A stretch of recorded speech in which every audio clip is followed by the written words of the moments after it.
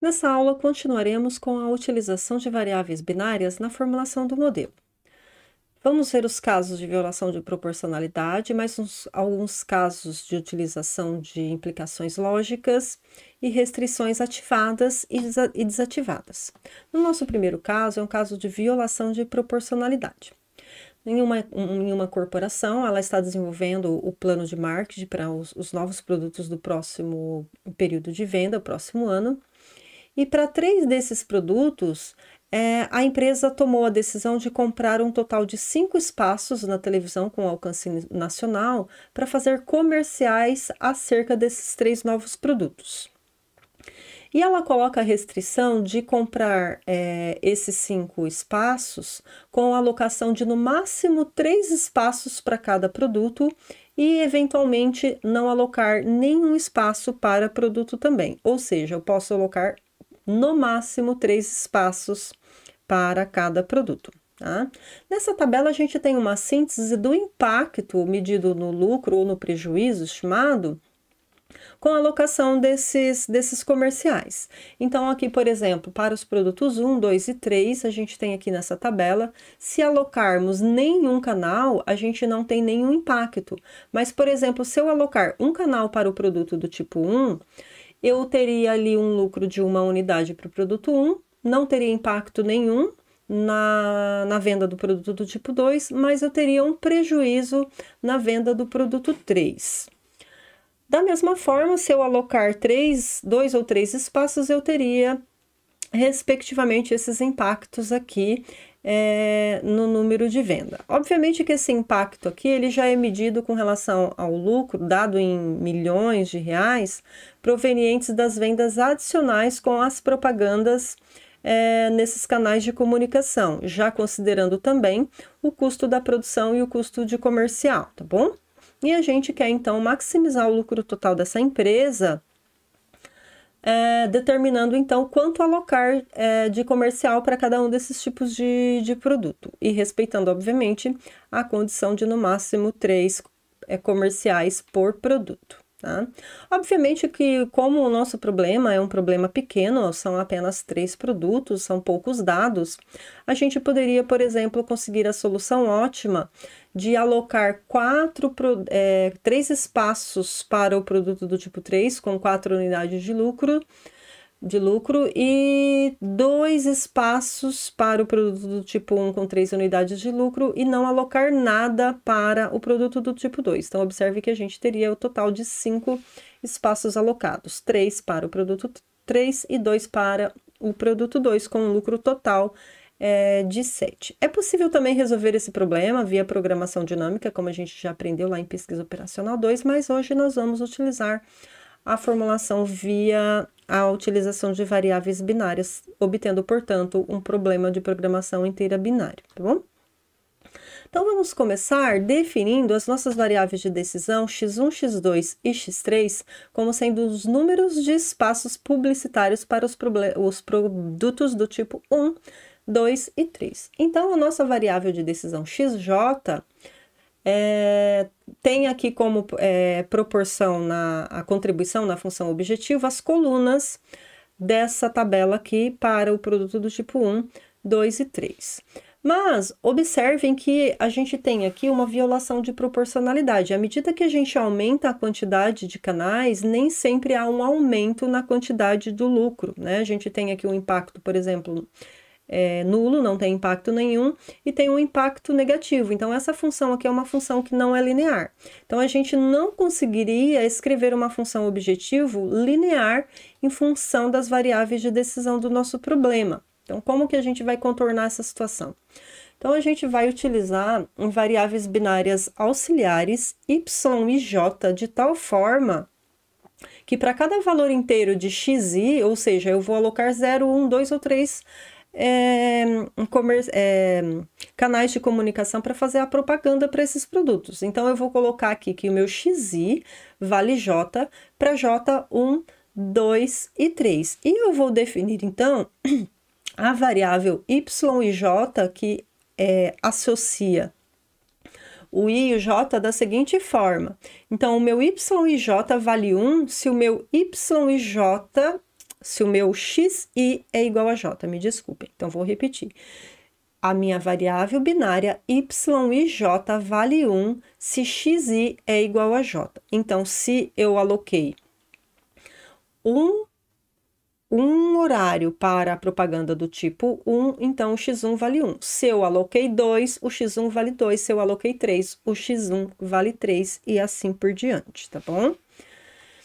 Então, observem que agora, definindo então o y e j dessa forma, 1 se o xi é igual a j e 0, caso contrário, a gente pode então redefinir uma função objetivo em função dos y e j auxiliares, da seguinte forma. Então, a nossa função objetivo z é uma função de maximização, já que a gente quer maximizar o lucro, onde a gente vai colocar que os coeficientes de contribuição dado na tabela da alocação dessas quantidades de comercial aí, de números de canais. Então, por exemplo, para o produto do tipo 1, a gente tem uma contribuição de 0, no caso, então, o Y1, 1, 2 e 1, 3 seriam todos nulos, ou a gente teria uma contribuição de 1, de 3, ou de 3 também, se a gente alocasse, respectivamente, 1, 2 ou 3 canais. Então, essa parte em marrom aqui está fazendo a contribuição na função objetivo proporcional à contribuição do lucro com relação ao produto do tipo 1. Da mesma forma, vou colocar a contribuição com relação ao produto do tipo 2, que é 0, 2 e 3. A gente não vai colocar o caso 0, porque a gente já assumiria que o y e j seriam todos nulos, e nesse caso a função objetivo não teria impacto nenhum. Então, a gente só precisa se preocupar com a alocação de 1, 2 ou 3 canais, tá bom? Já que o problema é de maximização. Então, nesse caso aqui, a contribuição do terceiro produto, eu destaquei aqui em verde, seria, então, um prejuízo de -1 ou um lucro de 2 ou de 4 unidades, respectivamente. Então, observem que agora a nossa função objetiva, ela passou a ser uma função objetivo linear, no caso discreta, porque as variáveis y aí, elas assumem os valores apenas 0 e 1, mas a gente tem uma função linear discreta aí nesse caso, e a gente consegue lidar com essa função objetivo na programação linear. E aí a gente coloca as restrições, porque como as variáveis x e elas podem assumir um único valor, né?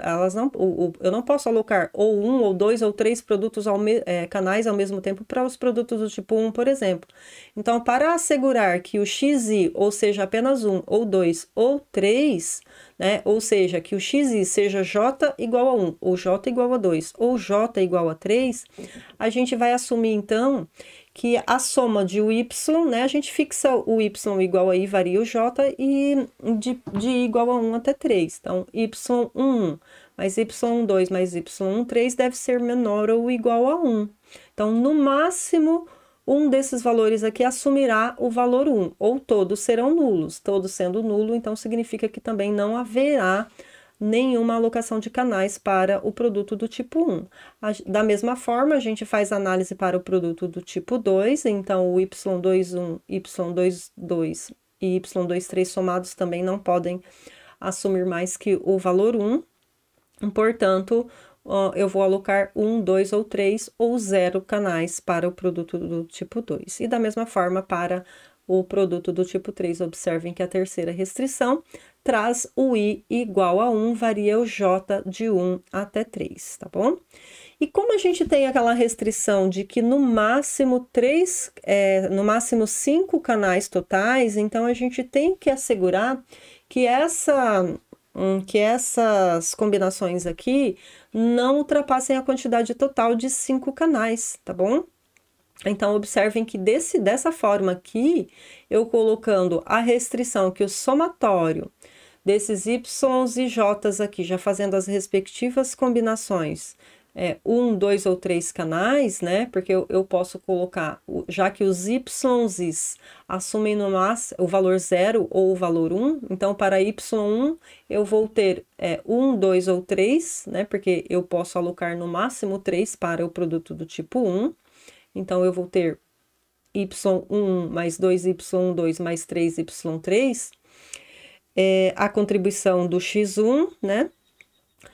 Da mesma forma, a contribuição do x2, ou seja, y21 mais 2y2 mais 3y23, e a contribuição do terceiro produto. Então, seria y31 mais 2y32 mais 3y33, esse total aqui no máximo é igual a 5, tá bom? Então, observem que eu utilizei aqui porque 1, 2 e 3, né? Porque justamente é no máximo 3 canais por cada tipo de produto, tá bom? Então, nessa restrição aqui, eu já coloquei aquelas duas restrições. Então, a restrição de que eu tenho no máximo 5 canais para todos os produtos juntos, e já coloquei aqui junto também a restrição de que no máximo 3 produtos para, 3 canais para cada tipo de produto, tá bom? A restrição de não alocar nenhum, não preciso colocar, porque automaticamente essas 3 primeiras restrições aqui já contemplam esse caso, uma vez que os Ys e Js podem ser todos nulos aí, não teria também nenhuma contribuição na função objetivo. Obviamente que esse caso não será selecionado, já que a gente está com uma função de maximização, e automaticamente eu vou para o valor máximo que as restrições me permitirem, tá bom? Então, por isso que a gente coloca essas 3 restrições iniciais aqui para garantir apenas uma desses valores, tá bom? Certo? Então, a restrição que o somatório é igual a 0, eu não preciso colocar, né? Ela já automaticamente já é contemplada. E a última restrição, então, na verdade, ela está fazendo que a soma da quantidade de canais seja igual a 5. E a nossa função objetivo nesse caso, e as restrições ficaram lineares. Então, aqui a gente ficou, então, com o modelo binário puro, né? Nós temos aqui apenas variáveis binárias na construção do nosso modelo. Tem uma outra forma de escrever esse modelo aqui que eu vou mostrar para vocês também, certo? E a solução é aquela que eu já tinha comentado com vocês no início do vídeo, alocar 2 para o produto 1, nenhum para o produto 2 e 3 ao produto 3 com um lucro total de 7. Ou seja, as nossas variáveis binárias auxiliares têm essas características aqui. Ou seja, o y12 é igual a 1, portanto, o nosso x1 é igual a 2, né? Já que a gente definiu a variável y e j valendo 1 se o x e j é igual a j, se o xi é igual a j. Então, se o x1 é igual a 2, então é porque o x1 vale 2. Aqui a gente tem todos nulos, então o x2 também é nulo. E nesse último a gente tem o x3, 3 igual a 1, então é porque o x3 é igual a 3. Essa é a interpretação, já que a gente definiu xi igual a j e 0, caso contrário, tá? Como eu falei, é possível fazer outra formulação. Então, ao invés de a gente definir a variável binária y e j como sendo 1, se o xi é igual a j, eu vou definir que y e j é 1 se xi é maior ou igual a j. Então, aqui, na verdade, eu estou utilizando variáveis contingentes. Então, a diferença aqui, nesse caso, é que se o y e j é igual a 1, caso o xi seja maior ou igual a j, em vez de escrever que o xi é igual a j, né? Então, eu só troquei o sinal de igualdade ali na definição da variável por um sinal de maior ou igual. O que vai mudar aqui nesse caso, tá? Então, a interpretação é a seguinte, eu posso ter, quando o x1 é 0, então, todas os y e j serão 0. O y e 1, e 2 e 3 será 0. Quando algum do x1 é igual a 1, então é porque o y e 1 é igual a 1, os demais é igual a 0. Quando o y e 2, quando o xi é igual a 2, então o y11 é 1 e o 12 também é 1, certo? e o y13, nesse caso, é 0. Quando o xi for 3, então significa que as três variáveis binárias vão assumir o valor 1, tá? Porque eu estou escrevendo aqui que o meu xi, ele deve ser maior ou igual a j, tá bom? Nesse caso aqui, para esses casos aqui, então, o y e j deve ser 1. Portanto, se é 3, os três devem ser 1. Se é 2, os dois anteriores devem ser 1. Se é 1, o primeiro deve ser 1. E se é 0, todos eles devem ser nulos. Essa é a interpretação aqui de escrever y e j igual a 1 se o x e j é maior ou igual a 0, tá? Então, nesse caso aqui, a gente está fazendo com que o nosso xi, ele seja o y1 mais i2 mais i3, que é basicamente aquela formulação que a gente utilizou lá em PO2, quando a gente utilizou a programação separável, tá? Então, na verdade, aqui a gente está com problema de programação separável também, olhando sobre aquela ótica. Só que como essas variáveis são contingentes, tem uma dependência entre os seus valores, ou seja, observem que aqui, né, eu destaquei aqui de novo no cantinho, a gente tem ali que o valor de y depende do valor de xi, né? Quando o xi é 3, todos podem ser 1. Quando o xi é 2, apenas 2 podem ser 1. E quando ele é 1, apenas um deles, o primeiro, pode ser 1. Então, tem uma contingência, uma dependência. Ou seja, a gente está falando aqui que o y2 é 1, ele é contingente a y1 também ser 1. E que o y3 é 1, ele é contingente com relação a y2 ser 1, tá? Então, essas definições, essas relações aqui, para serem respeitadas, a gente vai acrescentar essas restrições aqui. y2 menor ou igual a y1 e y3 menor ou igual a y2. Então, quando ela é 1, a anterior pode ser 1, mas quando ela é 0, as anteriores automaticamente também precisam ser 0, tá? Para todas elas, para ir variando de 1 até 3, né? Então, a nossa nova função objetivo também ela passa a ser alterada com essa definição. Aqui eu vou colocar nessa imagem a contribuição do lucro do produto do tipo 1. Então, observe que no 0 ela vale 0. De 0 até 1 ela tem a contribuição de 1. Depois de 1 até 2 ela tem uma contribuição de 3, né? E de 3 até 2 ali, a função vale 3, tá? Então, a gente tem aqui as inclinações. Se a gente fizer as inclinações aqui em cada um desses intervalos, então a gente está fazendo aqui, na verdade, o xi como sendo o somatório desses y's aí, como a gente já vai observar, tá bom? E aí, a nossa função objetiva, ela vai ser exatamente a contribuição, né? Seria essas inclinações de cada um desses produtos aqui na função objetivo, tá? Então, fazendo a inclinação no primeiro trecho, a gente tem ali, seria, então, 1 menos 0, que é 1. Depois, a gente teria 3 menos 1, que é 2, então vai o 2 aqui na função objetivo, e 3 menos 3, 0, então vai ficar 0 vezes o y1, 3 aqui na parte do produto 1.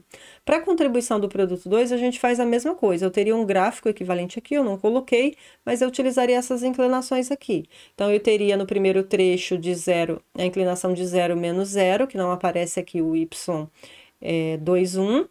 Depois eu teria a inclinação de 2 menos 0, que é 2, no y2, 2. E uma inclinação de 3 menos 2, que é 1. 3 menos 2, que é 1, acho que tem um errinho aqui. Vou arrumar já. 3 menos 2, 3 menos 2, que é 1. Na contribuição do terceiro produto, do último intervalo para o segundo produto, e da mesma forma eu teria ali uma contribuição para o terceiro produto de menos 1 menos 0, que é menos 1, 2 menos menos 1, que é mais 3, e 4 menos 2, que é 2, seria a contribuição ali na função objetivo, tá bom? Então, esses coeficientes da função objetivo nada mais são que a inclinação dessas retinhas aqui, tá? Então, a gente teria essa função objetiva aqui, e a gente tem exatamente os incrementos dessas inclinações aqui na nossa função objetivo, como eu acabei de explicar no slide anterior, tá bom? Então, observem que essa parcela que tem o 0 aqui não aparece aqui na parte verde do produto 1, Essa parcela aqui que também tem 0 em laranja, ela também não apareceu ali, tá? As demais apareceram todas ali na nossa função objetivo. Então, a nossa função objetivo também é linear, a gente construiu uma função linear por partes ali e é facilmente tratada via PL, tá? Então tá, aqui eu só fiz a explicação de novo de como foram obtidos aqueles coeficientes, depois vocês dão uma lida, não vou repetir aqui porque eu já expliquei no slide anterior, tá? E aí a gente coloca então a representação de todas essas variáveis aqui, de todas essas condições no nosso modelo, né? Todas as contingências, a função objetivo e obviamente também como a gente precisa de cumprir a restrição de no máximo 5 canais, então o somatório agora dos y e j é igual a 5. Então, observem que aqui, ó, comparando com o modelo anterior, eu coloquei aqui do lado direito nesse quadro, o modelo anterior, né? Quando a gente definiu o y e j, se o x y e j igual a 1, se o x fosse j. Então, a gente tinha aqui que colocar as combinações de 1, 2 ou 3 canais aqui na restrição. Nessa última aqui, como eu estou somando todas elas, eu já não preciso colocar, tá bom? Eu já tenho automaticamente isso aí assegurado. Então, observem que os modelos, eles são bem parecidos, né? Exceto a forma de escrever as variáveis de decisão. Mas observem que o modelo do lado esquerdo, ele tem um pouquinho mais de restrição do que o do lado direito, né? Enquanto que o modelo... o primeiro modelo a gente tinha as condições de contingência, no segundo caso aqui, né, a gente tem as restrições de mutuamente exclusiva, ou seja, ambos os casos têm quase a mesma estrutura, mas em termos de esforço computacional, a gente teria praticamente o mesmo esforço já que a quantidade de variáveis binárias utilizadas foram as mesmas, a gente teria um pouquinho mais de restrições no segundo modelo, o caso aqui da esquerda, utilizando variáveis mutuamente exclusivas e variáveis contingentes no primeiro modelo. A gente tinha a dependência das variáveis ali, tá bom? Então, fiquem à vontade para escolher o modelo que vocês acharem mais simples para escrever essa situação. Então, você saiu de uma função que não era linear, que desrespeitava as condições de proporcionalidade, e aí, utilizando, então, variáveis binárias, você transformou esse modelo em um modelo que possa ser resolvido via programação linear inteira, nesse caso, binária, tá bom? Eu peço que vocês depois reescrevam esse modelinho aí e tentem implementar para resolver esse modelinho aí para ir praticando, tá? Então, aqui eu só tenho a solução, observe que resolvendo o segundo modelo, a solução aqui nesse caso também foi a mesma. A gente tem, então, que o y1 e y2 é igual a 1, portanto, o x1 é 2. Os y e j são todos nulos, portanto, o x2 é nulo. E, por fim, o y3, 1 e 3, 2 e 3, 3 são todos 1, portanto, o nosso x3 é igual a 3, com a mesma função objetivo de 7. Ou seja, vou alocar 2 canais para o produto do tipo 1 e 3 canais para fazer propaganda para os produtos do tipo 2. A gente obteve aí a mesma solução como já era esperado. Agora, passando para o caso das restrições disjuntivas. Mais um caso, na verdade, de ou isso ou aquilo, né? Ou essa situação acontece, ou então aquela outra situação acontece. Na verdade, a gente já viu uma generalização desse caso, quando a gente considerou que uma função pudesse assumir vários valores possíveis, tá bom? Então, vamos considerar o caso em que se pode escolher entre duas restrições, de modo que apenas qualquer uma delas tem de ser válida, ao passo que a outra pode ser válida, mas não necessariamente. Então, por exemplo, pode haver a possibilidade de escolher qual de 2 recursos utilizar para determinado fim, de modo que seja necessário que somente uma das restrições de disponibilidade dos 2 recursos seja válida matematicamente. Pensando isso num contexto prático, pense que você tenha lá na sua linha de produção que utilizar para 2 produtos diferentes quantidades de recursos diferentes. E se você for fazer pelo menos somente a produção do produto do tipo 1, você não precisa que a restrição de quantidades dos itens do produto 2 seja cumprida, né? Ou seja, já que você não vai produzir, não vai ter impacto na utilização desses produtos que estão disponíveis lá no seu depósito. Então, você não precisa fazer com que essas restrições sejam cumpridas, tá? Então, você tem a liberdade de colocar no seu modelo aquelas restrições que, de fato, você esteja necessitando cumprir, né? Não preciso restringir um recurso que eu não vou utilizar. Mas como você ainda não sabe qual é o recurso que você vai utilizar, você precisa colocar isso no seu modelo para que ele decida qual é a melhor opção. Se for para o modelo de minimização, ele vai determinar a melhor escolha, e se for para o modelo de maximização, da mesma forma, ele vai determinar a escolha e ele vai forçar que apenas aquela restrição que relaciona o produto escolhido seja cumprida, enquanto que a outra necessariamente não precisa ser cumprida. Então, essa é a nossa situação aqui, tá? Então, vamos considerar que a produção do produto do tipo 1 necessite, por exemplo, que você cumpra a restrição 3x1 mais 2x2 menor ou igual a 18, ou, né, se fizer uma outra produção, você precisa então que cumpra a produção x1 mais 4x2 menor ou igual a 16. Não vou colocar as duas, porque a gente já sabe que quando a gente coloca as duas restrições no modelo de programação linear, a gente tem as duas cumprindo, mas eu não quero que cumpra, eu quero ou a 1 ou a 2 seja cumprida, tá bom? Então, a gente tem um caso aqui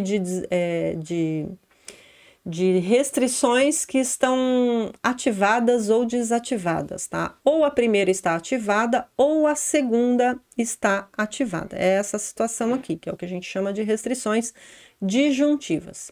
Então, o que a gente faz nesse caso, a gente já fez isso, na verdade, em exemplos anteriores, mas eu vou deixar formulado aqui porque essa situação é bem corriqueira e ela acontece bastante. Então, vocês precisam se familiarizar bastante com ela. Então, vamos definir a nossa variável binária de tal forma que y igual a 1 vai me dizer que a restrição 1 está ativada e o y igual a 0 vai dizer que a restrição 2 está ativada. Ou seja, se a 1, a primeira é satisfeita, e se o y é 0, é a segunda que é satisfeita. A gente vai precisar de uma constante m grande positiva, né?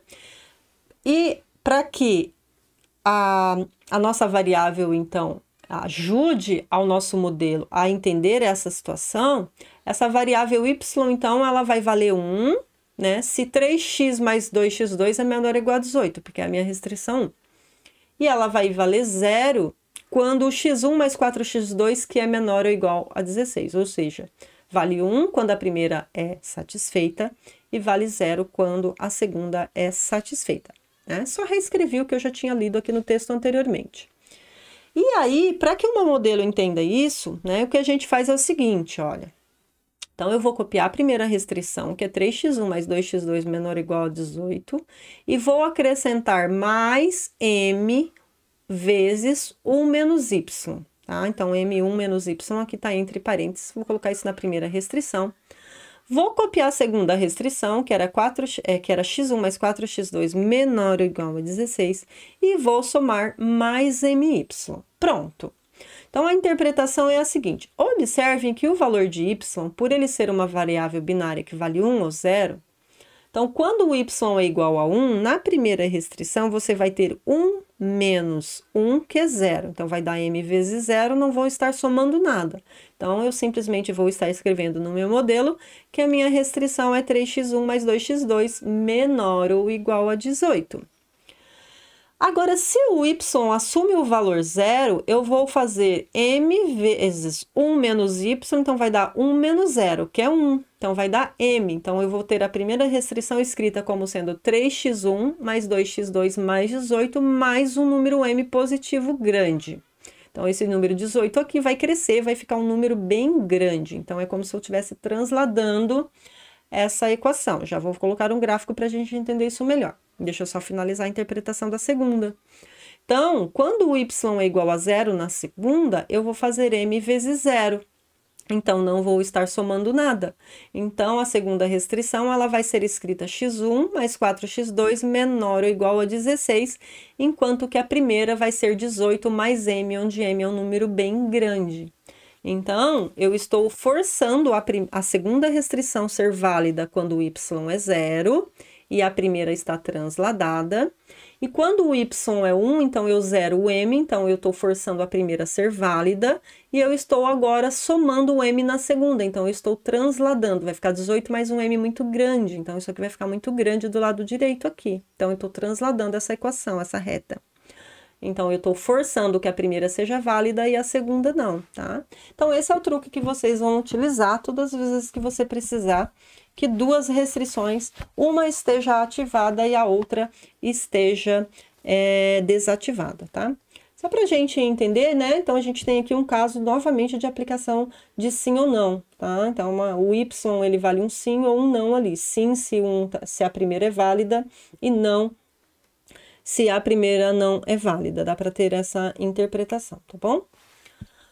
Vou chamar a atenção de vocês aqui que eu coloquei o m1 menos y na primeira restrição.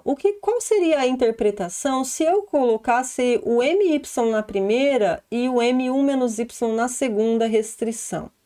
Tá? Então, aqui já é uma outra interpretação. Por quê? Porque como eu defini a variável y1, se a 1 estiver válida, na verdade, quando eu coloco o my aqui, eu estou transladando a primeira, né? Se o y vale 1. Então, na verdade, eu estou obrigando que a segunda seja válida quando o y é 1. Então, tomem cuidado para você colocar a expressão 1 menos y naquela que você quer que seja verdadeiro quando é 1, tá bom? Então, eu não posso colocar aqui o my e m1 menos y se eu definir a verdade quando sendo a primeira ativada. Obviamente que o modelo vai funcionar, mas você pode ter uma interpretação equivocada da sua resposta. O modelo vai funcionar da mesma forma aqui, só que você vai ter a validade da primeira restrição quando é 0 e da segunda quando é 1, tá bom? Então, só cuida aí para você não interpretar a resposta do seu problema de forma equivocada.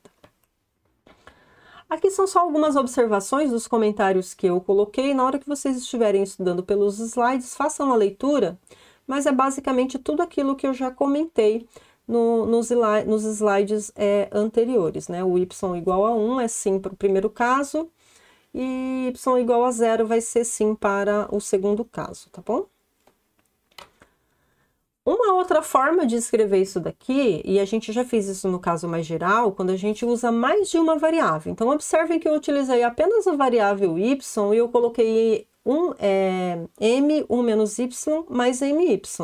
Se eu utilizar um y1 para a primeira restrição e um y2 para a segunda restrição, e o y1 é 1 quando a primeira está ativada e 0 quando ela está desativada, e o y2 é 1 quando a primeira está ativada e é 0 quando a segunda está desativada, eu preciso acrescentar uma nova restrição no meu problema, que seria então o somatório dessas variáveis igual a 1. A gente já utilizou isso aqui no caso lá em que a função poderia valer m valores possíveis. Lá a nossa função do lado esquerdo era a mesma. Aqui não é a mesma, né? Ó, eu tenho 3x1 mais 2x2 menor ou igual a 18 e x1 mais 4x2 menor ou igual a 16. Então, embora pareça a mesma coisa, não é a mesma coisa, tá bom? Mas eu posso utilizar essa interpretação aqui e ela também acaba dando certo. Só não pode esquecer, então, de colocar que como você quer que apenas uma delas esteja válida, você vai colocar, então, que y1 mais y2 é igual a 1. Então, quando o y1 for 1, a primeira vai estar não válida, porque você está transladando, então a primeira é válida quando o y é 0. E aí o y2 pode ser 0 ou 1. Não, se ele é 1, no caso, então, a segunda restrição vai estar transladada, porque você está somando o m grande, está multiplicando por 1, então a primeira você não está obrigando a fazer, tá bom? Quando você coloca igual a 1, você obriga que eles assumam, pelo menos uma delas assuma o valor 1, tá bom? Então, pelo menos uma delas vai estar desativada, e a outra pode estar ativada ou não. tá? Então, cuida aqui o caso também de ser menor ou igual a 1, porque também pode gerar interpretações diferentes. Quando você coloca menor ou igual a 1, você possibilita que as duas possam estar ativadas ao mesmo tempo, porque você vai estar possibilitando que ambas sejam 0. E se você não quer que ambas sejam 0, então você não pode colocar menor ou igual, tá bom? Então, analisem a situação. Se o seu ou for um ou mutuamente exclusivo, ou pode ser aquele ou inclusivo, né? Tem o ou de mutuamente exclusivo e o ou inclusivo. Pode acontecer ou esse ou aquele, os dois juntos. Ou aquele ou que só ou esse mesmo ou só aquele outro. Não pode acontecer os dois juntos. Tem diferença essa definição. E é exatamente essa última restrição aqui que vai assegurar se você tem o mutuamente exclusivo ou não. Já no caso anterior, vou até voltar o slide aqui, isso já é cumprido automaticamente porque a gente utilizou uma única variável e ela já vai assumir ou 0 ou 1. Então, quando ela é 0, uma está ativada, e quando ela é 1, a outra está ativada, tá bom? Então, embora esse segundo caso aqui pareça mais simples, você não pode esquecer se o seu ou é um ou de exclusividade ou inclusivo, tá bom? Cuidem. Então, como eu falei, eu ia colocar o gráfico só para a gente fazer a interpretação. Vamos pensar que a gente tem aqui o gráfico, essa situação de 4x1 mais 2x2 menor ou igual a 80 e 2x1 mais 5x2 menor ou igual a 100. E eu quero que apenas uma delas seja válida. Eu desenhei aqui o gráfico, plotei o gráfico utilizando o GeoGebra, né? Então, eu tenho aqui em vermelho a primeira restrição, a segunda restrição, que é o 2x1 mais 5x2 igual a 100, eu coloquei igual a 100. E eu tenho aqui em azul a primeira restrição, da primeira 4, tá, aqui tá dividido por 2, ele simplificou. Em azul é a primeira, observem que eu tenho 4x1 mais 2x2 igual a 80, ele dividiu por 2, colocou igual a 40 aqui, ó, tá 2,1, ali tá 4,2,8, tudo bem? Então, a gente tem aqui as restrições originais. Lembrando que quando a gente escreve as duas, né, a gente tem ali x1, x2 maior ou igual que 0, então seria para cima do eixo, a direita do eixo x aqui para x1 maior ou igual que 0. Então, aqui, certo? x1 maior que 0, o y2 maior que 0 aqui em cima, então a gente teria esse primeiro quadrante aqui para x1 e x2 maior ou igual que 0. A primeira restrição menor ou igual, então, para baixo, a segunda também para baixo, então seria essa primeira região fechada aqui, ó, tá? Então, esse aqui seria o nosso conjunto viável para essa situação aqui. Se eu coloco desse jeito, então, ele vai procurar, o espaço nosso de busca seria essa região aqui, certo? Seria essa regiãozinha aqui, seria o espaço de busca delimitado por esse conjunto. Mas como a gente está colocando lá ou uma ou a outra, na verdade, o que a gente vai fazer é o seguinte. Quando a gente translada, então a gente ou vai estar transladando uma ou vai estar transladando outra. Então, o que eu vou fazer é o seguinte, ó, vou pegar essa retinha aqui em azul, vou pegar essa retinha aqui em azul, né, essa retinha aqui, e vou transladar ela até ela escapar a última, ó, tá? Então, ó, observem que eu transladei essa retinha aqui até ela escapar o espaço factível da outra, né? Porque essa daqui é menor ou igual, então tá tudo aqui para baixo, certo? E da mesma forma, eu vou pegar essa aqui em vermelho, vou pegar essa primeira aqui, essa retinha aqui em vermelho, e vou transladar ela para cima aqui até ela escapar a região viável delimitada pela outra, certo? A outra tá aqui para baixo aqui. Então, ou eu vou transladar essa, ou eu vou transladar essa, tá? Então, observem que quando você tem a interseção, né, das duas primeiras, é essa região aqui de busca. Então, o PL vai ser resolvido aqui dentro. Quando eu transladei, então, observem que a minha interseção agora, ela aumentou, ó, o meu espaço de busca. Quando eu transladei essa daqui, ó, então, na verdade, a minha região agora de busca é tudo isso daqui, certo? Quando eu faço a interseção das duas. E quando eu translado a outra, a minha região de busca, vai ficar rabiscado aqui, a minha região de busca passou a ser essa daqui, ó, tá? Então, eu forço que uma esteja válida, mas a outra pode ser que esteja válida ou não. Então, observem que pegar uma solução aqui, essa restrição transladada tá válida, mas não necessariamente a primeira, tá? E a mesma coisa A mesma coisa a outra, né? Então, quando eu faço para baixo dessa daqui, né, a esquerda aqui, então pegar um ponto aqui, ó, tá cumprindo ela, mas não necessariamente a outra, né? Se eu pegar um ponto aqui dentro dessa região aqui, ó, aí estaria cumprindo ela e a outra. E é diferente de cumprir as duas, que seria aqui dentro, tá bom? Então, observem que essa é a interpretação. Para saber o quanto transladar aqui, deixa eu descartar esse monte de rabisco que eu fiz aqui para explicar de novo. Para saber o quanto que eu vou transladar aqui, ó, observem que eu expliquei que eu vou transladar essa aqui até o último ponto viável da outra retinha, e essa também. Então, observem que eu falei que o M pode ser um M positivo grande. Então, se eu pegasse essa retinha, né? Vou pegar aqui uma retinha qualquer aqui. Se eu pegasse essa retinha aqui e transladasse ela lá para o infinito, eu teria certeza que estaria englobando todas as outras. Mas olha o tamanho do espaço de busca que eu estou colocando para buscar. Fica muito grande, então o seu problema vai demorar a convergir. Então, esse M grande, ele tem que ser grande, mas grande o suficiente para garantir aquilo que você quer, tá? Então, na verdade, a translação que a gente vai fazer é exatamente o máximo desses dois aqui, tá? Então, ou eu vou transladar esse máximo aqui, ou esse máximo, tá? Então, seria o máximo desses dois aí. E aí, o que a gente faz para... Deixa eu descartar esse monte de rabisco aqui de novo, certo? Eu vou passar para o próximo aqui. Aqui nesse slide já dá para ver isso. Então, para descobrir qual é o valor M máximo ali, você vai tomar ali, já fazendo as equações, eu transladei a minha equação 4x1 mais 2x2 igual a 80 até igual a 200. Então, aqui, na verdade, eu já estou somando 80 mais a constante.